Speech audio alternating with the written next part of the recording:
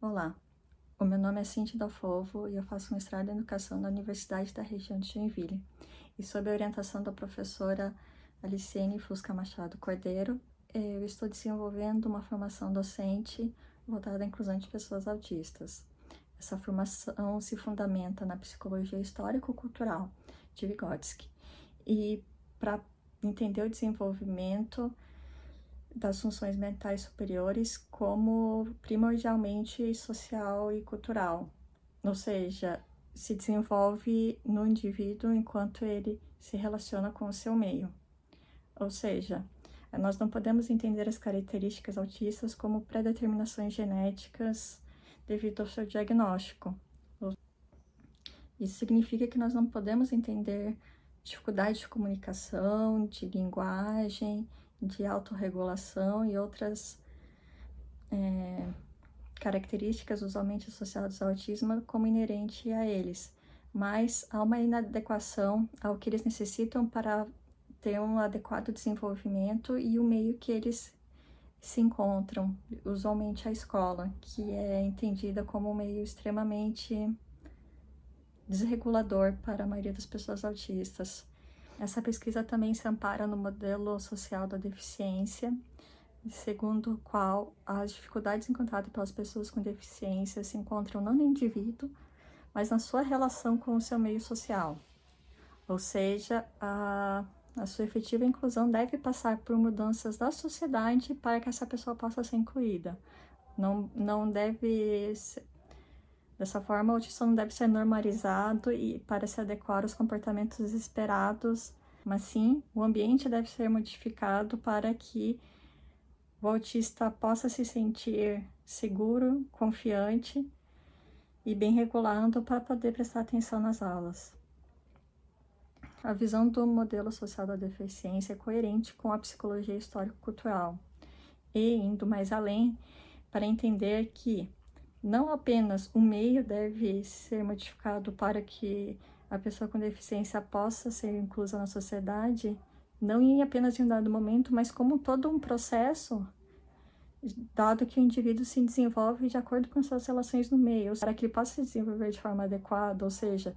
com um bom desenvolvimento das suas funções mentais superiores, com uma boa qualidade de vida, com uma boa autoestima, ele precisa encontrar um ambiente adequado para que possa se desenvolver. Entender isso significa propiciar à pessoa autista o melhor meio para que ela possa se desenvolver. Esse estudo se fundamenta também nos estudos críticos do autismo, para entender que o autista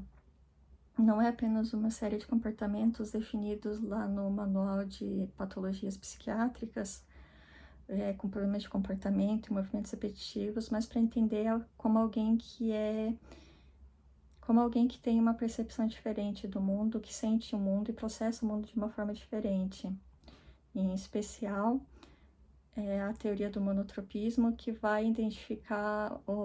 a essência, o núcleo essencial do autismo com uma diferença na forma de alocar a atenção. Segundo a teoria do monotropismo, a atenção da pessoa autista é monotrópica, ou seja, ela tem uma atenção muito elevada para alguns poucos interesses específicos da pessoa, enquanto a atenção politrópica, que seria a atenção das pessoas não autistas, tem uma atenção não tão elevada, não tão profunda, mas numa gama maior de interesses. Entender isso é entender a importância de associar, por exemplo, os interesses especiais da pessoa autista ao que ela está aprendendo, e além de entender as dificuldades de trocas de tarefas, porque trocar o centro da atenção é uma atividade que requer um esforço muito maior para a pessoa autista do que para a pessoa não autista. Os estudos críticos do autismo visam desafiar as visões médicas que associam o autismo a uma série de déficits, para colocar uma visão centrada na percepção e na experiência da pessoa autista. Por isso, a importância de realização de pesquisas relacionadas ao autismo que envolvam pessoas autistas entre seus pesquisadores. Então, eu gostaria de ressaltar que eu sou autista também, assim como os principais teóricos acerca do autismo que serão utilizados nessa formação docente. E, no entanto, esse uso dos estudos críticos do autismo não significa trocar uma série de características das que estão no DSM por outras características e assim definir um autismo com uma série de checklists, com uma série de características que vão ser trabalhadas de uma determinada maneira.